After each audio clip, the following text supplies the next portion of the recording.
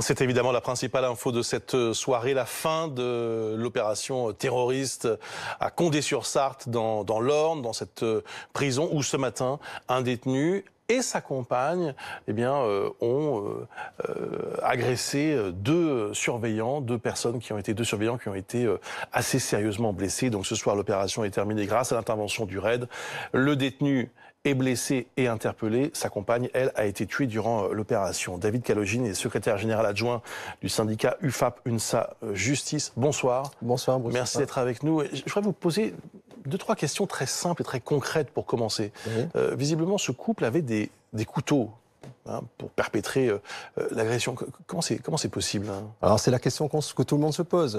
Mais effectivement, selon les éléments qu'on a, c'est des couteaux en céramique, donc qui ne sonnent pas au portique de détection lors des entrées des familles. Et comme vous le savez, nous n'avons aucun droit de fouille sur les personnes qui entrent. Il n'y a pas de fouille physique sur les familles des détenus? Absolument pas. Donc les familles qui viendraient à sonner parce qu'ils ont des masses métalliques, alors il y a deux options. Il y a soit on leur refuse l'entrée, ou soit on appelle les forces de sécurité intérieure pour une interpellation éventuelle. Mais on n'a aucunement le droit de toucher physiquement une famille entrante. Autre question très concrète. Là, ce matin, ce qui s'est passé, ça s'est déroulé dans ce qu'on appelle une unité de vie familiale. Vous pouvez expliquer à ceux qui nous regardent ce soir en quoi ça consiste? Et est-ce que c'est un lieu à part dans le centre pénitentiaire? Oui, c'est un lieu à part. En fait, ces unités ont été créées pour favoriser un peu le lien familial. Donc, ces personnes détenues ont le droit de recevoir de la famille sur des durées prédéterminées par le chef d'établissement, que ce soit 2 heures, 4 heures, des nuits, des week-ends. Et ils sont en intimité totale. Les personnels n'ont pas accès à ces unités de vie durant l'occupation du détenu et sa famille. Mais ce qui nous choque le plus, notamment, c'est que des couteaux, ils en ont aux unités de vie familiales. C'est un petit appartement, donc ils ont des couteaux pour couper leur viande. Ils ont des couteaux normaux, si vous voulez, à dents. Mais dans certaines structures, notamment à Poissy, qui est une maison centrale, ils ont le droit, sur demande, d'avoir des couteaux de boucher. Carrément. Carrément, tout à fait. Alors là, évidemment, se pose la question de la radicalisation de ce détenu. D'ailleurs, radicalisé ou pas, il peut avoir accès à l'unité de vie familiale comme n'importe quel détenu? Comme n'importe quel détenu, ils sont quand même triés et c'est en fonction du comportement. Mais la dérive que l'on voit sur beaucoup d'établissements, c'est que certains chefs d'établissement qui ne veulent pas avoir, on va dire, de problèmes avec certaines catégories de détenus, notamment les plus dangereux, les autorisent à aller aux UVF, ce qui est pour nous totalement inacceptable, quoi. Vous voulez dire qu'il y a une on achète la paix sociale à certains moments. Et, il y a une tolérance. Ça, oui, il y a une tolérance. Y compris vis-à-vis de gens qui sont ouvertement et officiellement dangereux. Écoutez, vous en avez la preuve à Condé. Et puis, sincèrement, nous, on comprend toujours pas pourquoi ce détenu a eu droit à cette unité de vie familiale, alors qu'il était fiché, radicalisé. Bon, voilà. Que doit-on faire de ces détenus radicalisés? C'est la grande question, évidemment, ce soir, après ce qui s'est passé aujourd'hui. C'est pas au personnel pénitentiaire de le dire.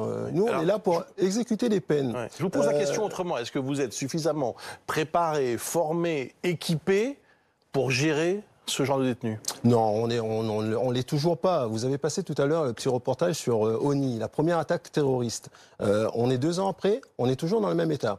Entre-temps, il y a eu un relevé de conclusion signé par l'organisation que je représente, le UFAP-UNSA Justice, où la ministre s'est engagée à nous fournir des moyens de sécurité. Au jour d'aujourd'hui, on a certains chefs d'établissement, je le dis clairement, qui traînent des pieds et des mains pour que ces mesures sécuritaires envers les personnels ne soient pas mises en place.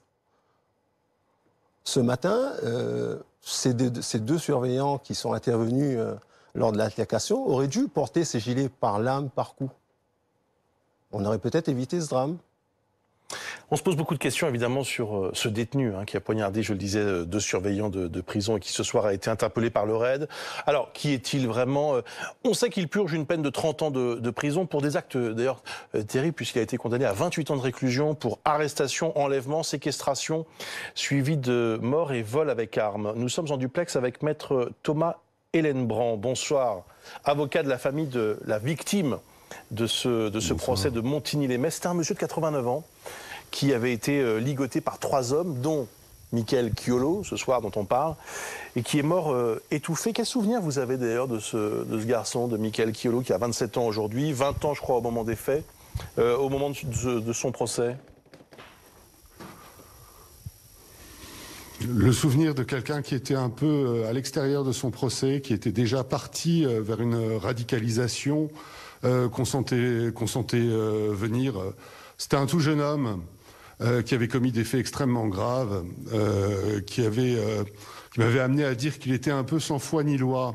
Et ce que je trouve terrible aujourd'hui, c'est de voir que ces délinquants-là, condamnés à des lourdes peines, lorsqu'ils arrivent dans les maisons centrales ou même dans les maisons d'arrêt, eh bien, ils n'ont d'autre choix que de trouver la foi et la loi qu'on leur propose, c'est la foi et la loi de la radicalisation. Et vous parliez tout à l'heure de que faut-il faire contre ces détenus radicalisés. La question est vraiment de savoir comment éviter ces détenus radicalisés. Je crois que c'est la première question. Il faut rappeler, maître, qu'au moment des faits, il n'est pas radicalisé. Lorsque ce monsieur est tué dans des circonstances épouvantables, il n'est pas encore radicalisé. Il va le devenir durant sa détention. Bien sûr, c'est un enfant de la maison d'arrêt et radicalisation de la maison d'arrêt. Et c'est tellement fréquent et à l'heure actuelle, on ne peut qu'être effondré de l'absence de prise en compte, du manque de moyens de l'administration pénitentiaire pour éviter la radicalisation.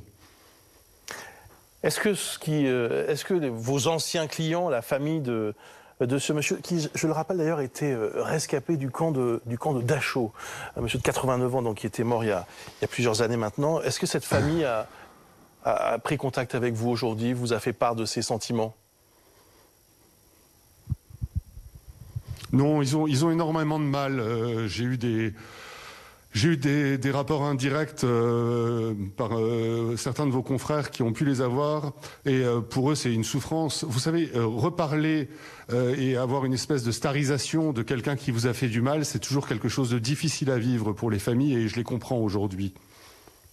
Merci beaucoup, maître. Merci d'avoir répondu à nos questions. Je me tourne une dernière fois vers vous, David Kalogine. La prison fabrique de la radicalisation. On peut dire ça de façon aussi brutale? Oui, effectivement. Tant que notre gouvernement et nos politiques n'auront pas compris qu'on a besoin d'établissements spécialisés et gérer la population pénale en fonction de leurs actes et de leur dangerosité surtout. Au jour d'aujourd'hui, la prison est devenue un fourre-tout, où on mélange le délinquant routier, le radicalisé, l'islamiste intégriste, le violeur, et on en fait une cocotte qui, un jour ou l'autre, explose. Et à côté de ça, vous avez une administration pénitentiaire, excusez-moi du terme pour Madame Belloubet, mais qui n'a pas de pilote. On a des chefs, on a une certaine hiérarchie dans cette administration, on a la ministre, on a son directeur de l'administration pénitentiaire, on a ses directeurs interrégionaux, on a les chefs d'établissement. Et aujourd'hui, on n'a pas d'ordre là-dedans. On ne sait pas qui dirige cette administration. Des ordres sont donnés, mais ne sont pas appliqués par la base. Et ça, c'est inacceptable, parce que on est en manque cruel de moyens humains, matériels, de structures aussi. Les quartiers d'évaluation de radicalisation. C'est une vaste fumisterie. Comment ça écoutez, vous avez des quartiers d'évaluation. Vous en avez 4. Vous en avez à Vendin, à Fresnes, à Fleury et à Osny. Ça concerne quelques dizaines seulement de détenus. 12 places voilà, maximum pour une uniformisation qui est inexistante. Ils ont des modes de fonctionnement qui ne sont pas adaptés et qui ne sont pas égales sur les 4 structures. On a 4 structures qui sont au milieu pratiquement de la détention. Vous allez à Fresnes, le quartier d'évaluation de la radicalisation est dans un quartier de droit commun. où ils ont des vis-à-vis, c'est des délinquants, c'est la population générale, si vous voulez. Et ça, c'est pas possible. Et quand vous prenez l'exemple de Vendin, où Vendin-le-Vieil, oui, quand on a mis en place les quartiers d'évaluation, il était prévu 3 surveillants, 1 gradé pour les ouvertures. Par mesure budgétaire et de restriction, on est rendu à 2 personnels pour l'ouverture. Merci beaucoup d'avoir répondu à nos questions ce soir. On va se retrouver dans quelques instants pour la suite de Grand Angle. Gilles Kepel sera avec nous, à tout de suite.